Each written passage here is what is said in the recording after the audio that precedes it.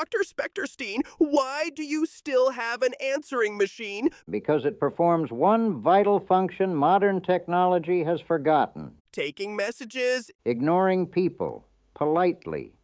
So that's why it keeps blinking? Every flashing light is someone else's emergency. A glorious era. You could hear someone asking, I know you're home, and simply continue eating your sandwich. Ghosts don't eat sandwiches. Yeah, but psychiatrists do ignore calls. There is an old answering machine sitting on a table at an estate sale. It's beige, a little dusty, and priced at $5. Most people pass by without giving it a second thought. To them, it's obsolete technology. But someone buys it anyway. At home, they notice something curious. Inside the machine is still a tiny microcassette. They plug the machine into the wall and press the play button. A man's voice fills the room. "Hi, it's Dad." "We'll see you Sunday." "Tell the kids I found that fishing pole we were looking for." A beep follows, then another voice. "Happy birthday." "We tried calling earlier." "Give us a call when you get home." The messages continue one after another. They are completely ordinary. There are no shocking confessions, no ghostly voices, no hidden treasure. Just people making dinner plans, checking in on loved ones, asking someone to pick up milk on the way home. Then something begins to happen. As the tape plays, those ordinary voices become extraordinary, because everyone speaking is living in a moment that has long since disappeared. The callers have no idea that decades later a stranger will hear them. Some may still be alive. Others almost certainly are not. For a few families, these forgotten messages may be the last recordings that still exist of someone's voice. It raises an interesting question. How many answering machines are still sitting in closets, attics, thrift stores, and estate sales with little time capsules tucked inside? If you grew up before cell phones, the answering machine was more than a convenience. It was often the center of your social life. The machine usually sat in the kitchen, on a hallway table, or beside the family telephone. Most had a blinking red light that silently announced someone had called while you were away. Walking through the front door after work or school often began with one ritual. Drop your keys, set down your groceries, and press play. Sometimes there was nothing. Sometimes there was everything. A friend wanted to meet for dinner. A neighbor needed help moving a couch. Your boss asked if you could come in early tomorrow morning. A doctor called with test results. A college roommate was in town unexpectedly. Someone you hadn't spoken to in years had tracked down your number. Missing a call meant waiting.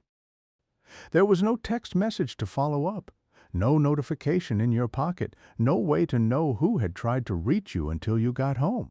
That made the outgoing message surprisingly important. It became a tiny performance. Some people kept it simple. You've reached the Weavers. We're not home right now. Please leave your name and number. Others treated it like amateur radio theater. Friends recorded fake conversations before admitting they weren't actually home.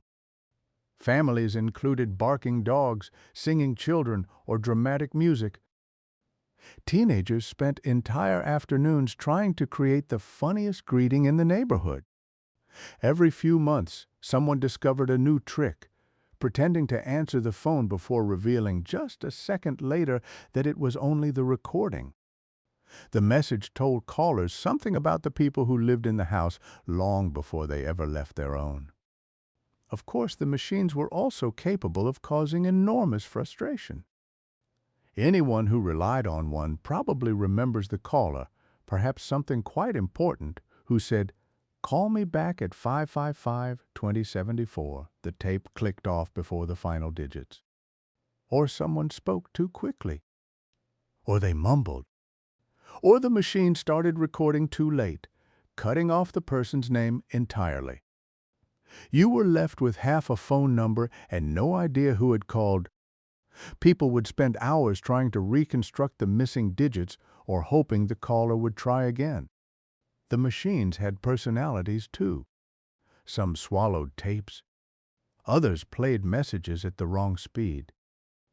The cheap ones recorded everything with a faint hiss that never quite disappeared.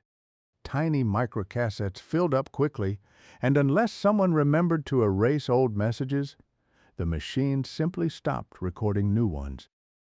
That may be why forgotten tapes still turn up today. Estate sale companies occasionally discover answering machines exactly as they were left beside the telephone years earlier. Collectors who restore vintage electronics sometimes find microcassettes tucked inside. Most contain dozens of ordinary conversations that no one ever intended another person to hear. Journalists have written about families rediscovering old answering machine tapes after cleaning out a parent's house. They expected blank cassettes and instead found birthday greetings, holiday plans, reminders to buy groceries, and familiar voices they hadn't heard since childhood. The recordings can be surprisingly emotional because they preserve something photographs cannot. Letters tell us what people wrote. Photographs show us what they looked like. An answering machine tells us how they sounded when they were completely themselves.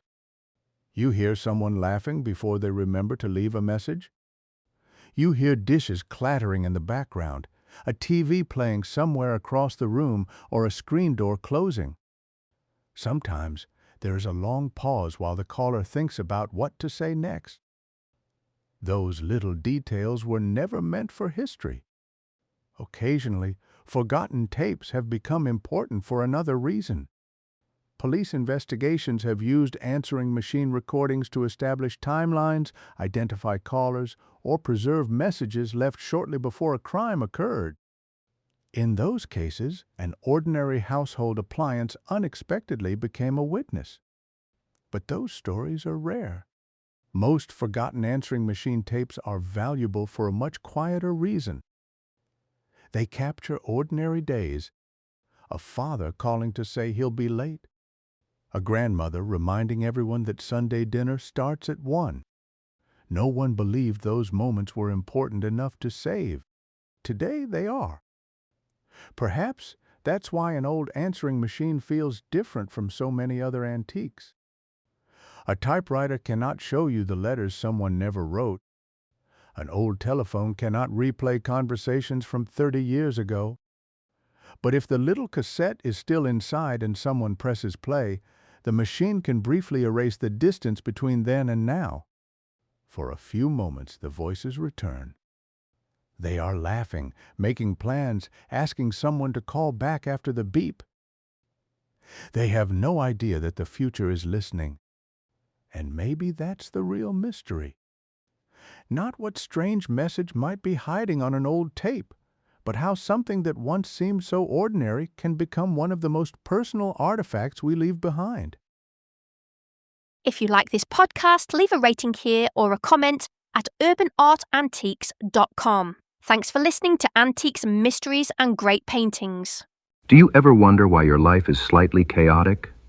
Keys in the freezer, laundry in the washer for 2 days, a mysterious charge for 5 donuts. Science has a new theory. It is not you. It is ghosts, obviously. Introducing ghost glasses. Slip them on and finally meet the spirits who definitely knocked over that plant, deleted your alarm, and spent your entire lunch break making you scroll your phone instead of doing anything productive. Ghost glasses. Because accountability is overrated and ghosts cannot argue. Available wherever you buy spirit tonics, enchanted snacks, and other supplies for blaming invisible forces. Also, I did not eat the donuts. That was you.